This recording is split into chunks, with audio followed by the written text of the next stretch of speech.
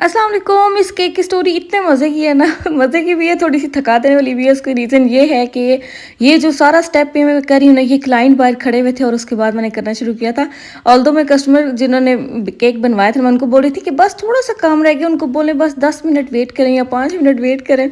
और मैंने अभी ये सारा कुछ करना था, इवन कि मैंने स्टैकिंग भी करनी थी। और मैंने ये जो शार्प एजेस होते हैं ना इसके, वो जो हम लोग थोड़े से छोड़ देते हैं कि बटर क्रीम ड्राई होगी तो हम लोग उसको काटेंगे, तो वो तक करना था। वो तो भी मैंने कैमरे में दिखाया नहीं है, वो भी करना था। और कस्टमर बाइक खड़े हुए थे और मैंने बस ये था कि मैंने वो जल्दी का काम शैतान वाला नहीं किया बिल्कुल भी। मैंने थोड़ा सा मेंटली तौर पे मैं रिलैक्स थी, ठीक है। और साथ ना जब मुझे ऐसा हो ना, घबराई भी हूँ, जब मैं साथ ना किसी को खड़ा कर लेती हूँ कि और कोई काम करवाए ना करवाए, एटलीस्ट मेरे साथ खड़ा रहे, ताकि मुझे वो अकेला अकेला ना फील हो। और उससे वाकई में इतनी आपको होती है ना, मेंटल सपोर्ट बहुत ज़्यादा होती है।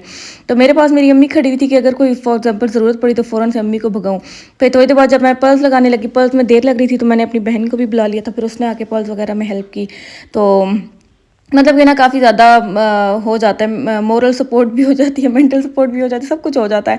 तो बस ये है कि आप लोगों को कोई परेशानी आप लोगों को लगे ना कि अचानक से आ गई है, आप लोग फ़ौरन से ना अपने पास के कोई बंदा खड़ा कर लो, उससे बातें करो या किसी तरह ना, बस वो आपका ना माइंड थोड़ा वो हो, रिलैक्स हो, बहुत ज़्यादा आप लोग घबरा ना जाओ। तो बस वही वाला सीन था। और माशाल्लाह ये जो केक था बिल्कुल सैंपल पिक्चर जैसा बना था। और जब कस्टमर ने देखा था, उनको बहुत ज़्यादा पसंद आया था। बस एक उसमें गड़बड़ ये हो गई थी कि जहाँ पे 1 लिखा हुआ है ना, वहाँ पे हम लोगों ने 4 करना था। वो मुझे कस्टमर ने पिक्चर देखने के बाद बताया था, उससे पहले नहीं बताया था कि आपने यहाँ पे कुछ लगाया। मैंने कहा शायद 1 का ही हो, तभी उन्होंने केक शेयर किया। तो मैं उनसे पूछने ही वाली थी, लेकिन उस टाइम 3 बजे हुए थे रात के, तो मैंने नहीं पूछा। फिर मैंने कहा ऐसे ही डिस्टर्ब करूँगी उनको, तो क्या पता ये 1 ही हो। तो मैंने 1 का प्रिंट आउट निकलवा लिया था। उसके बाद ये वाला केक था, ये मेरी कस्टमर को जब केक रिसीव हुआ, उन्होंने कहा कि आपके हाथों में फिनिशिंग इतनी ज़्यादा है। और ये मैं खुद से बातें नहीं करती, मेरे इंस्टाग्राम पे रिव्यूज़ वगैरह लगे हुए हैं, आप लोग बेशक जाके खुद देख लेना, ठीक है।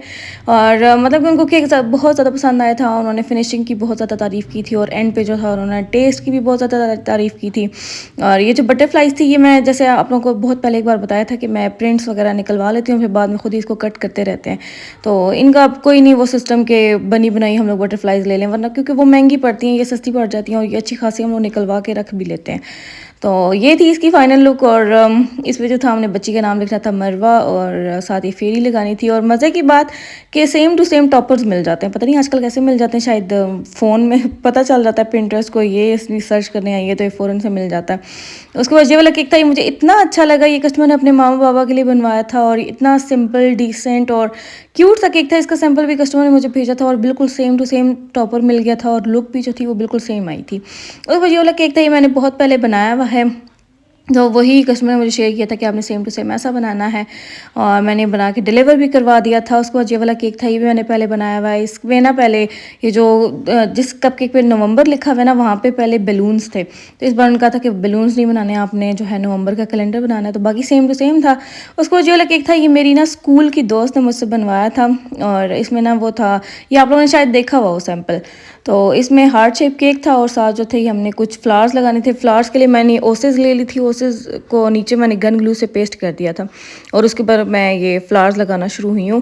तो ये ओसेस जो होती है, ये आपको किसी भी फ्लावर शॉप से मिल जाएगी आराम से, अगर उनकी नीयत हुई देने वाली तो वो दे देंगे।